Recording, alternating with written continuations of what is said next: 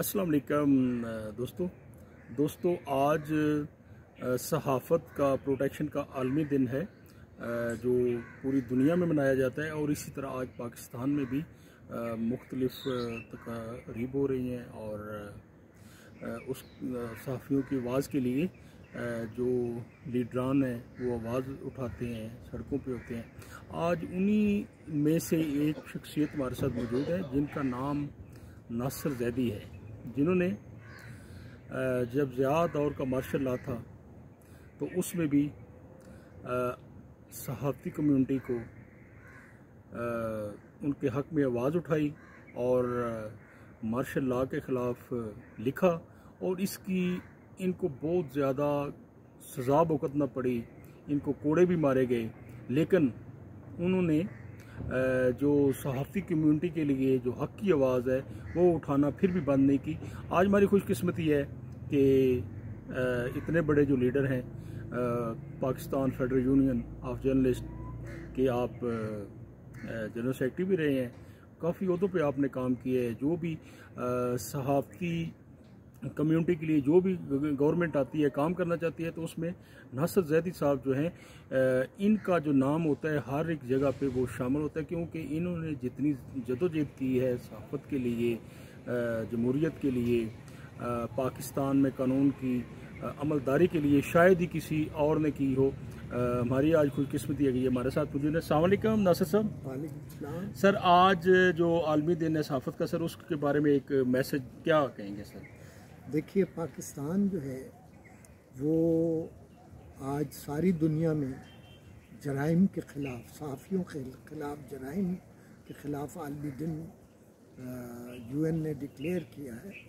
और आज पूरी दुनिया के अंदर जहाँ जहाँ सहाफ़ियों पे क्रैक डाउन होता है, उनको थ्रेट्स होता है, उनके प्रोफेशनल ड्यूटी के दौरान जो है उन्हें जो मुश्किलात पेश आती हैं, उसके लिए जो है वो पूरी दुनिया में सहाफ़ी यूएन के तहत जो है वो ये दिन मनाते हैं सहाफ़ियों की प्रोटेक्शन के लिए। पाकिस्तान एक ऐसा मुल्क है जहाँ पे सहाफ़ियों को और मीडिया कारकुनों को जो है वो हमेशा मुश्किलात का वो शिकार रहे हैं, न सिर्फ हुकूमतों की तरफ से बल्कि मुख्तलिफ़ प्रेशर्स ग्रुप, सियासी जमातें जो हैं वो भी सहाफ़ियों को जो है वो टारगेट करती हैं, उनको हरासा करते हैं, उनको फ़राइज़ की अदायगी में जो है वो हत्ता के शहादतें तक उनकी हुई हैं। उनके लिए नो गो एरियाज़ हैं, सेंसरशिप है, अनसीन सेंसरशिप है।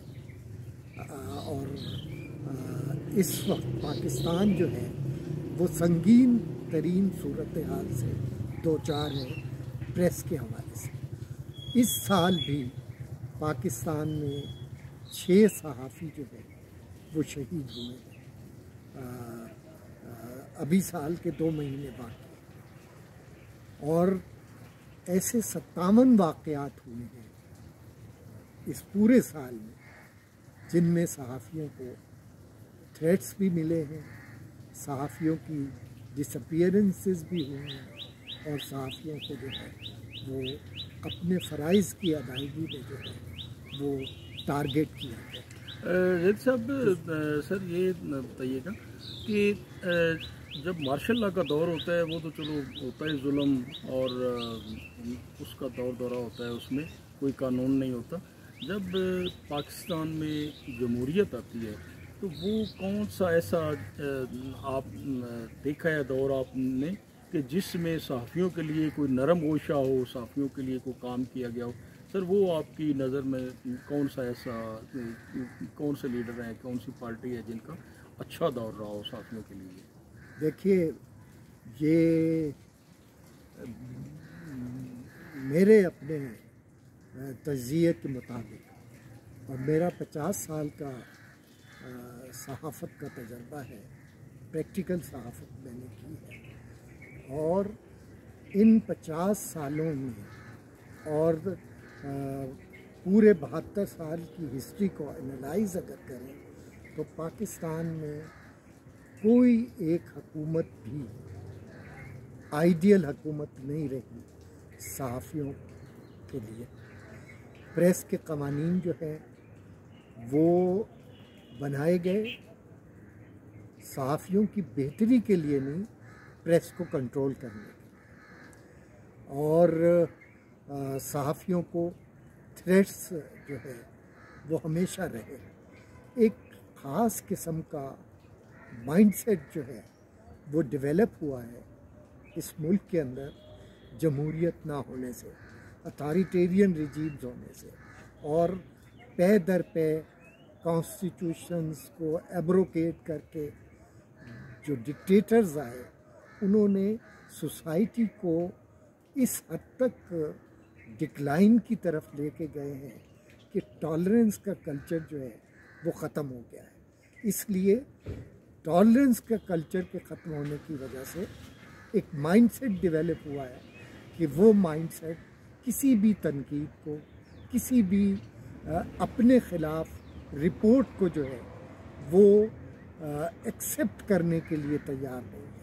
حالانکہ ہونا یہ چاہیے کہ صحافی جو ہے وہ آبجیکٹیولی جو کچھ ہو رہا ہوتا ہے اس کو رپورٹ کر رہا ہوتا ہے، اور اس کی رپورٹنگ سے جو ہے وہ حکومتوں کو اپنے رویوں کو درست کرنا چاہیے، سیاسی جماعتوں کو اپنے اندر ٹالرنس کا کلچر پیدا کرنا چاہیے، سیکھنا چاہیے ان رپورٹوں سے، اور کوشش یہ کرنی چاہیے کہ جہاں خرابیاں ہیں اور جن کو صحافی پن پوائنٹ کر رہے ہیں وہاں حکومتیں جو ہے ان کو درست کرنے کی طرف قدم بڑھائیں. ایسا نہیں ہوتا. پاکستان میں 72 سال کی تاریخ ہے کہ کبھی ایسا نہیں ہوا. صحافیوں نے جب بھی آزادانہ رپورٹنگ کرنے کی کوشش کی گئی ہے ان کو حکومتی سطح پہ بھی روکا گیا ہے، اور سیاسی جماعتوں کے غیر جمہوری رویے، آمرانہ طرز فکر نے جو ہے وہ آزادی اظہار اور پریس کی آزادی کو جو ہے وہ روکنے کی کوشش کی. زید صاحب، آپ سمجھتے ہیں کہ ہم جو صحافی ہیں ہمیں بھی کچھ ہماری جو کمیونٹی ہے جو اس میں بھی کوئی اس طرح کی غلطیاں، کوتاہیاں کچھ سرزد ہو جاتی ہیں کہ جس کی وجہ سے جو بھی گورنمنٹ آتی ہے وہ اس میں کچھ پابندیوں کی صورت میں یا جو بھی ہے کوئی اس طرح کی قانون سازی کرتی ہے؟ ہمیں کیا سمجھتے ہیں کہ ہمیں بھی کوئی اپنے آپ کو تھوڑا سا کچھ ٹھیک کرنے کی ضرورت ہے؟ کوئی کمی بیشی جو رہ گئی ہے اس کو کیسے دور کیا جائے؟ دیکھیے بات یہ ہے کہ کمی بیشی جو ہے رپورٹنگ میں جو ڈکلائن ہے، آپ اس حوالے سے بات کر رہے ہیں کہ پرنٹ میڈیا ڈس اپیئر ہو رہا ہے. الیکٹرانک میڈیا بھی جو ہے وہ ایک خاص ڈگر کے اوپر ہے. اس کی بنیادی وجہ یہ ہے کہ ایک زمانے میں ایڈیٹر کا انسٹیٹیوشن ہوتا تھا، ہر اخبار کے اندر ایڈیٹر ہوتا تھا.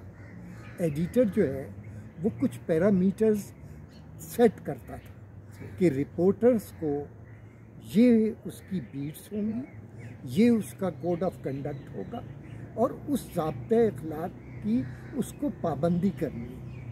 جب ایڈیٹر کا انسٹیٹیوشن نہیں ہوگا، مالکان ایڈیٹر ہوں گے اور مالکان ہی پالیسی ڈٹرمن کریں گے، تو پھر ظاہر ہے کہ مالکان کا نقطۂ نظر ہمیشہ یہ رہا ہے کہ انہوں نے پیسہ کمانا ہے.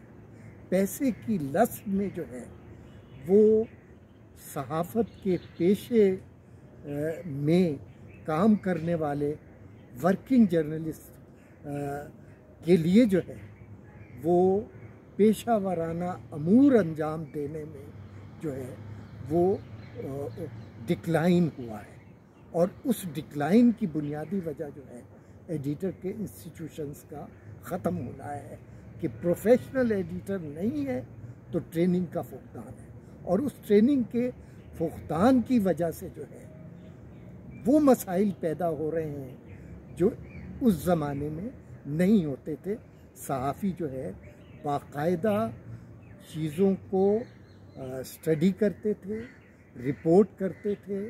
رپورٹنگ میں ان سے جو غلطیاں سرزد ہوتی تھی ان کو ایڈیٹوریل اور ایڈیٹر کی سطح پہ جو ہے وہ طے کیا جاتا تھا کہ آج ہم نے یہ غلطی کی ہے رپورٹ کے اندر, کل یہ رپورٹ کے اندر غلطی نہیں ہونی چاہیے.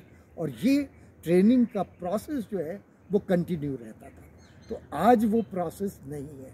اس کی وجہ سے صحافیوں میں بھی جو ہے وہ ایک جو نیگیٹیوٹی کا عنصر ہے جو پوری سوسائٹی کے اندر ہے وہ صحافیوں کے اندر بھی ہے.